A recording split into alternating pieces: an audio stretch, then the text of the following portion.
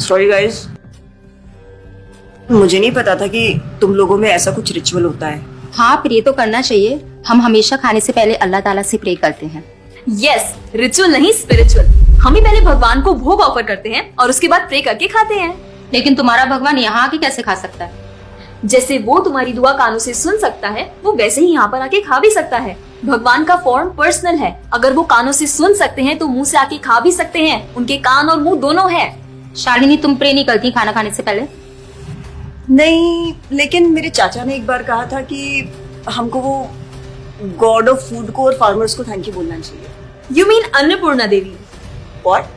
God of food. Yes, हमें उन्हें thank करना चाहिए और साथ में फार्मर्स को भी। But I believe in watering the roots. देखो, हम हमेशा क्रिएशन को तो अप्रिशिएट करते ही हैं, लेकिन हम क्रिएटर को ना अप्रिशिएट करना भूल जाते हैं। अभी सोचो, पानी ना हो, हवा ना हो, उपजाऊ मिट्टी या धरती माँ ना हो, तो फार्मर क्या कर लेगा? So I believe that we should be thanking the Creator, the Lord, who is providing us with all the basic necessities. Point. अब तुम किस किस को थैंक करेगा? वैसे भी तुम्हारे 33 करोड़ तो देवी देवता है। बताओ, किस किस को थैंक करेगा तुम? और शांति, तुम बताओ, तुम किस गॉड को मानता है? मैं ऐसे किसी गॉड को नहीं मानती, लेकिन I think Shiva is a big god. See, I am very sorry, but आपने अपने वो बड़े भगवान का स्टोरी तो सुना होगा ना, जहाँ वो अपनी मरी हुई वाइफ को शोल्डर पर लेकर पूरे इंडिया का चक्कर लगा रहा है। अब तुम मुझे बताओ, जो गॉड अपनी वाइफ के मरने पे ऐसे कॉमन मैन की तरह रोता है, वो गॉड हो सकता है क्या? अच्छा, may be, I don't know much about this story, but he is very famous and north में तो राम जी भी बहुत फेमस है ना। उनका स्टोरी तो तुमको पता होगा ना, सबको पता है। उनकी वाइफ को रावण ले गया था। हाँ, पता है। अब तुम मुझे बताओ, वो गॉड है? वो अपनी वाइफ को भी अकेला नहीं बचा के ला सकता। उसको अपनी वाइफ को बचाने के लिए भी वानर सेना की हेल्प चाहिए, और उस वानरों को भी तुम पूछता है। I am sorry. और गीता, तुम कृष्ण को मानती हो, और वो तो हर लड़की के साथ रासलीला करते रहते थे। ऐसा कैसा कैरेक्टर है गॉड का जिसे हर लड़की से प्यार हो जाता है? और वो खुद डर के अपना जन्मस्थान छोड़कर चले गए थे। गॉड को कभी डर लगता है क्या? और जिसे खुद डर लग रहा है, वो तुम लोगों की हेल्प कैसे करेगा? शिट यार, this is so complicated and confusing. It is confusing because you are following the wrong path. It is very beautiful and sacred. I will show you the right path. Enough, Asifa. I know what you're trying to do. And Shalini, कुछ भी confusing नहीं है। You know what the problem is कि तुझे पता ही नहीं है, क्योंकि तूने आज तक शास्त्र ही नहीं पढ़े हैं। तो पता कैसे चलेगा कि क्या सही है और क्या गलत? जन्म कर्म च मे दिव्यम एवं योवेति तत्वतः त्यक्त्वा देहम पुनर्जन्म नैति मामेति सो अर्जुना। भगवान की लीलाओं को समझना इतना आसान नहीं है। उसके लिए शास्त्रों का अध्ययन करना पड़ता है, और वो भी एक प्रामाणिक गुरु के अंडर रह के उनकी शरण लेके।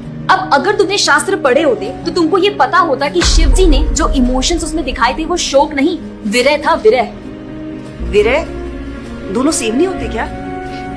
Let's start from the basics. शोक इज मटेरियल एंड विरह इज स्पिरिचुअल। शोक ना दुख की अनुभूति कराता है, whereas जो विरह है उसमें जो सेपरेशन की फीलिंग होती है ना, वो सुख का अनुभव कराती है। भगवान भगवत गीता में ना शोक करने वाले व्यक्ति को मूर्ख बताते हैं। गतासुम अगतासुमश्च नानुशोचन्ति Pandita. A wise man never laments for the living nor for the dead. Bhagavad Gita chapter 2 text 11। अपनों की मौत पे आंसू बहाना शोक है, लेकिन वही रामायण देखते देखते जो आंसू निकले ना, वो विरह है, विरह।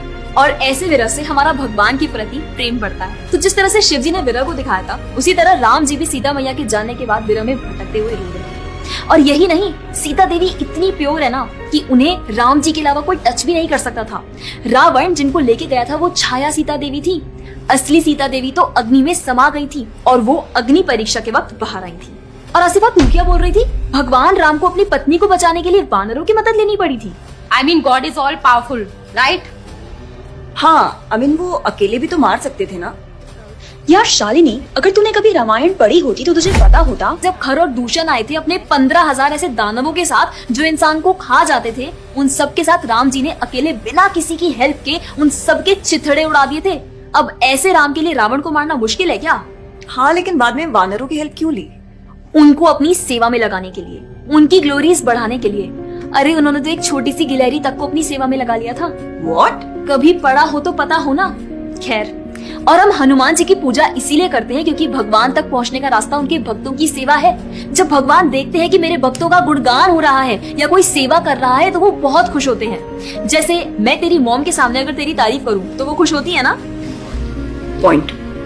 इसी तरह भगवान हमसे खुश होते हैं जब हम उनके भक्तों की सेवा करते हैं, पूजा करते हैं। और रही बात 33 करोड़ देवी देवता की, आसिफा तो मुझे ये बताओ, what is your favourite genre in movies? Psychological thriller. और शालिनी तेरी?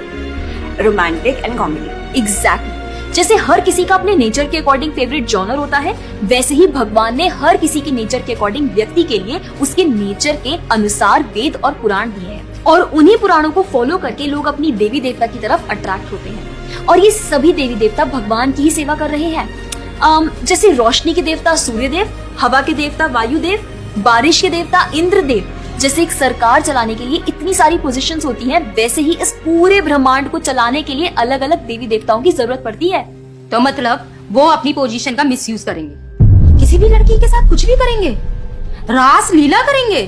Stop it Asifa, now you are crossing the line. तुझे पता ही क्या है कृष्ण के बारे में? जो लोग बोलते हैं कि कृष्ण करे तो रास लीला है, हम करे तो कैरेक्टर ढीला है, उनको बोलो पहले भागवतम पढ़ ले।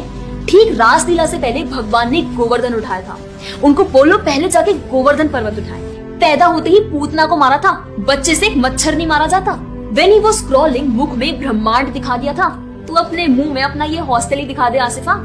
क्या तुम जानते हो द्वारका में भगवान श्री कृष्ण की 16,108 रानियां थी और सबके अलग अलग महल थे और हर एक महल में श्री कृष्ण सबके साथ होते थे एक ही समय पर। रोज सारी रानियां कृष्ण से खुश थी और उन सब की जरूरतें कृष्णा पूरी करते थे।